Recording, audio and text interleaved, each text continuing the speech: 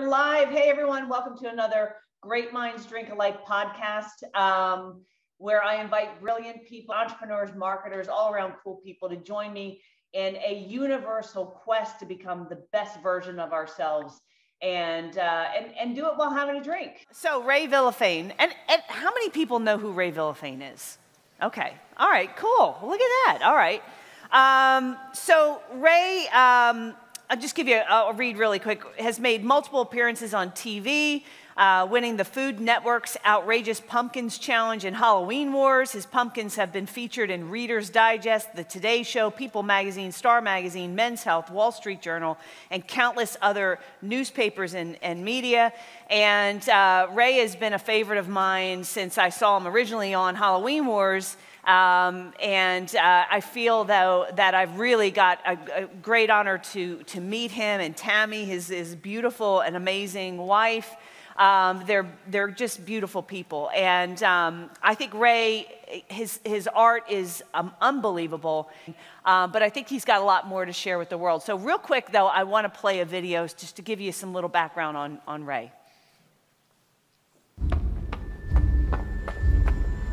I always love to do things that have never been done before. To push the boundaries, push the limits. I'm not the first person to carve pumpkins, but I think I was the first person to push the limits with pumpkins. I'm not the first person to do scarecrows, but I will grow the world of scarecrows. I really try to capture character. Once I work out a clay maquette, then I go in the fun part, collecting materials. When I go do my runs or hikes, it's a magical time. There's inspiration to be had everywhere. When I'm standing on a mountain or seeing something big, I don't feel insignificant, I feel the opposite. I feel powerful, energized, alive. It's like a toy box out there. Whether I'm just playing with stones or sticks, you can make anything out of anything. And when you start to apply that type of thinking to other aspects of your life, it's fun. Having my work highlighted in the New York Botanical Gardens has always been one of the highlights of the season annually. You don't get on a bigger stage than that in New York City. We're daring greatly in the Bronx because we're doing things that have never been done with scarecrows before.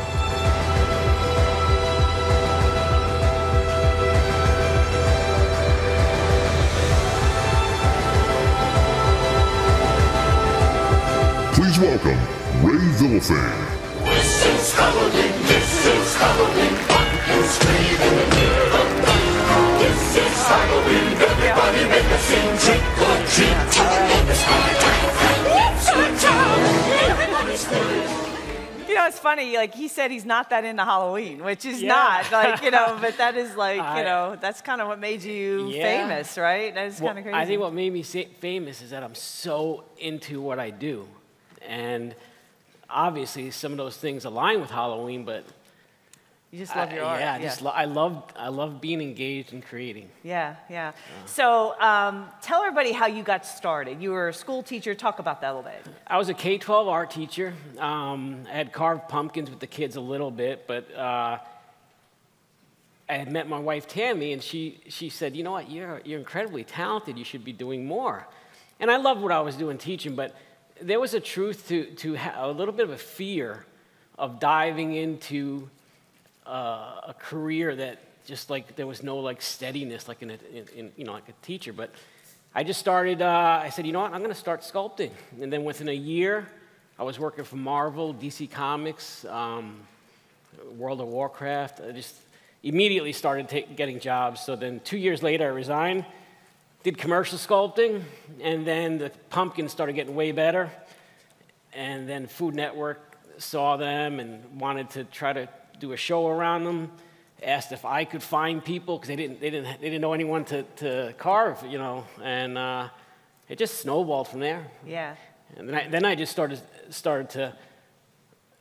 I love the carving so much that I started to pursue. I started to realize that I don't need to like, you know, I went from teaching to going into commercial sculpting, but commercial sculpting, there was someone hiring me, you know? But then I really took the big leap into just doing what I love and creating the people to hire me. So that was a... Yeah, because we were talking at dinner last night, and you know, when you first started carving pumpkins, you were like, when someone asked you to do it, you charged them $25, right? Yeah, yeah. And you're like, I don't know what to ask them. Yeah, you know what I mean? Like, carved pumpkin, man. It's going to rot in a couple days. Yeah, right. Yeah, exactly. So $25, and now he gets paid. If you don't mind me saying, he gets paid $180,000, $200,000 to put together like a Halloween scene with the carvings and so forth, right? And yeah, no, applaud that. See, yeah. And he's worth it. He's absolutely worth it. But I think the thing that's really cool about it, like you were saying last night, is there's like a fear of like you do something and you're like, I don't know. It's like us, you know, as entrepreneurs, like, well, I don't know, what would I sell this thing for? And someone buys it, and then you go, well, how much more would they pay? And then, you know what I mean? You gotta like digging into that area if it's never been done. Like for me at least, it hadn't been done before. It was a scary thing, but when you're doing something that you love that's aligned with you, it's easier. It's easier. The whole process is easier, because even overcoming all of the setbacks or fears and everything, if you're aligned with it, then that's actually what feeds you. That's actually the fun. It's not fun when you're really up close to it, but when you reflect back on it, you realize that was the fun part. That was the fun part, and it's how I make art. It's how any of us create. You know, whether you're creating your clientele or anything, like going into those spaces where you're a little bit uneasy or don't know, or you know, that's where all the gold is at. It's like creativity. Yeah. I mean, we were talking last night, and the way that you approach carving a pumpkin is the same way I approach writing a sales letter. It's the same way you guys approach a project for your clients, right? It's stepping into a little bit of the unknown. There's a creative process to it. It's not even knowing exactly, like when I write a sales letter, I have an intention, like you said, you have an intention, but you're kind of figuring it out as you go, right? Yeah, it's just this big white space, and then you get obstacles, and they fuel you. And for me, it's like, it's like we talk about, like setting intentions is important, because if I try to hammer away at a problem too much with thinking, it just ruins it. That's when I find that's when you could find things like anxiety and just doubt and all that stuff will creep in. But it's just kind of, I set an intention and then I quiet down. And then I do things that'll quiet my mind down. And then allows me to hear the inspiration, hear what, like, sort of my inner part that doesn't have all the clutter of that talking says, no, here, you should be doing that. And then usually that should be doing that has a little bit of fear, but I know, I could tell that that's the fear that I'm meant to overcome. It's not like, if you, sometimes, I mean, it's hard for some people in a wrong field altogether, and then they're just trying to hammer away at stuff that's really not meant for them. They're not passionate about it. Yeah, passion is huge. Like if you're not passionate about something, you're really not going to grow in a way that's going to be rewarding. Right. Yeah. So you talk about quieting your mind. I know one of the things, and is this a recent thing, the stacking rocks? Last like 4 years maybe. Okay, so Austin, can you show, so this is an example. Now, just so people know, you're not using glue. No. Yeah. So that is, like, where is that? That's in Sedona. Tam and I we go hiking a lot, and she's reading a book by the water, and I just play with the rocks. Okay. So, yeah. And then this appears, right? You know what I mean? Like, do you ever just look up from your book and go, oh my God? Like, you know what I mean? Like, just like, what are you doing over there? But so those are all, there's no glue. You're not hammering away flat spots. You're just taking, anyone could do that, right? Not really. Like if we put like a 10-inch stripe on this floor, you could walk it. I wouldn't have to teach you how to walk it. But if that 10-inch stripe were a mile in the sky and there was no wind, you still know how to walk it, but I then would have to teach you to quiet your mind. because the talk would induce chemical reactions that would make you shake, and you would invite yourself falling in the same way as that 4 years ago when I started rock balancing, I didn't acquire anything other than relaxing. Just that's the only thing. Like I know how gravity feels. Everyone knows how gravity feels. So it's like you quiet down, and I really think that's a big part of my artistic process as well, and it's a part of almost every process when I really truly think about it. Like when I'm doing a piece of artwork and I'm getting to a point where I'm questioning something, it always comes down to like there's an amount of talking that's going on in my mind, and it's never conducive to doing what I want done. And when I quiet down and I realize, the obvious hits me, and I feel that there's a huge benefit in making sure that you spend a good portion of your day quieting down so that you could allow those things the creative process to just happen, right? Yeah. Because if you've already asked for something and you've put intentions that you really want something, if you're too busy hammering and trying to figure it out, you're never going to allow that answer to occur to you, because you don't really you don't wrench away. I don't wrench away at my artwork. I don't wrench away at that. Ideas slip into my mind. They occur to me. They happen to me. And they only happen when you could set that intention and then quiet down. Now, obviously, that doesn't mean that there's work to be done. That's true. But on those areas where you want to break through stuff and get to that next level, I highly recommend making sure that you spend time quieting yourself. Yeah, let me show a couple more. So there's that one. Now is that in front of your house? Yeah. Okay. Yeah. It's like, has everyone ever come over and just like wanted to push it and then you want to shoot them? Like, yeah. You know what I mean? Yeah, you get like. Let me see. Let's show another one. I think there's a couple, and that's in your house, right? Yeah, it's in my living room. Okay. Yeah, I got like a pile of rocks in my living room. Okay, so that's another angle. So like, look at that. That's not glued, right? That is not. No, yeah. Didn't one of your sons have a friend come in and? Yeah, Tam actually knocks most of them over, but they stay up. I mean, that one's up right now still, and it's been like it's probably been about 5 months. It's on a slab cement floor, so it's pretty stable. And that stump is huge, and there's probably about a wheelbarrow and a half of stones all around it. So I love making stuff with natural materials. I feel like it brings a witch out in me, like a witch doctor, or like I just feel like witchcraft when I do stuff like that. Yeah. And so I like a lot of my art. I like playing with nature. Yeah. Well, and that brings me another question. Like, because last night you were saying natural material. It's not like clay. You don't like working with clay. Clay will do what you force it to do. Mm-hmm. When you have natural material, you have to interact with it. You can't entirely force your will on it, right? So that's a huge part, yes. So with clay is something like it's just so basic. I mean, I love clay, I do love clay. But someone asked about like my interaction with different materials and how much do you see something in it or whatever. So clay is real easy to move it how you want. But when you're working with a natural material, whether it be a pumpkin and it's got you're starting off and it's already a certain shape and different density or whatnot, or any sort of natural materials, even the rocks, certain shapes, so it's a relationship between you and the material. And it's also a relationship with me and clay and stuff. But one of the things I love about natural materials, like with the scarecrows, is that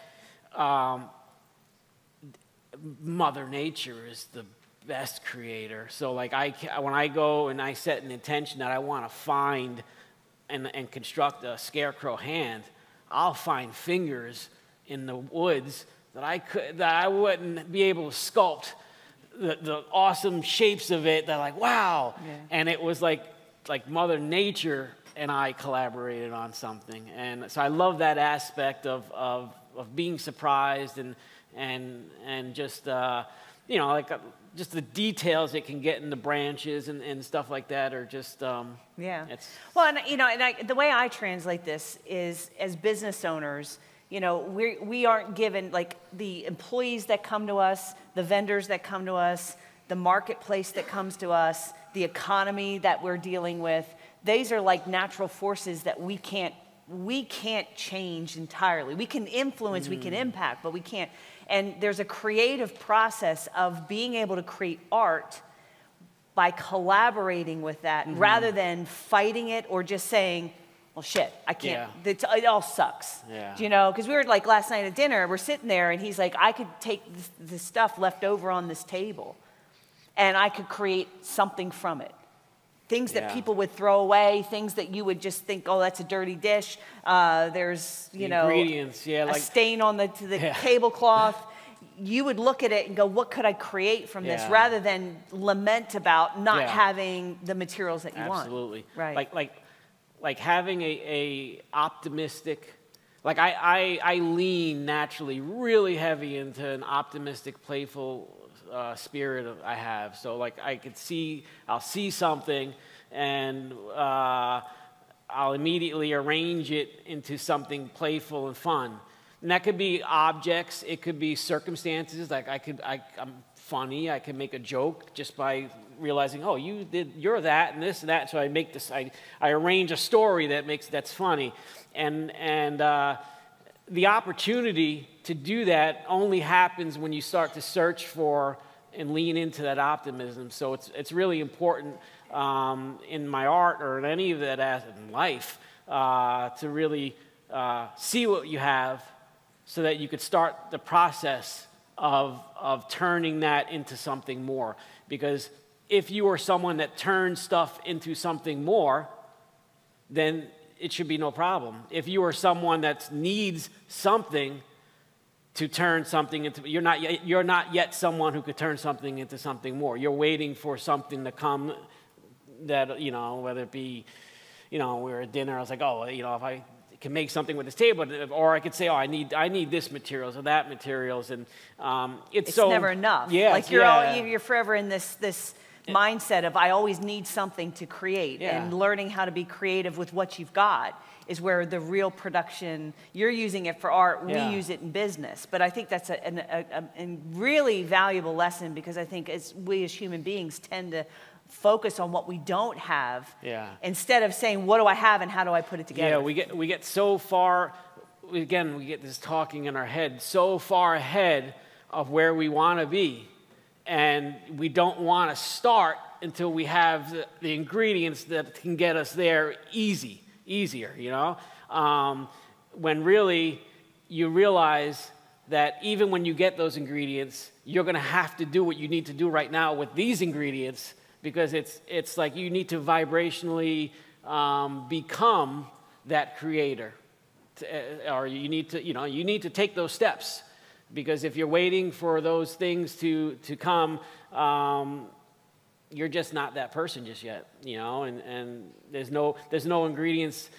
You'll immediately find yourself in the same place, because you know, I always say, like, I love creating. I say, like, sometimes nothing ever changes, because I get as just happy as about something I made, you know, 10 years ago in that moment as I do today. And while the gap changes, you know, and even like a big job, it's like, whoa, the fulfillment of creating something that you love and that you're passionate about, it doesn't get any. It's like, at least for me, it doesn't get any higher than that. You know, it's like I recently applied to orbit, go on to SpaceX to go around the moon. And I didn't make it. I made it to the third phase.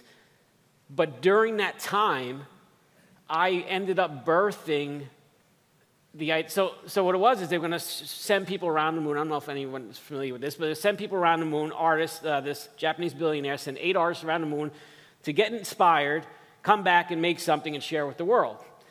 So as I was thinking about what it is I would make, I realized an idea that to me was more satisfying than going around the moon. I'm like, fuck, I'll do that now. I don't need to go around the moon.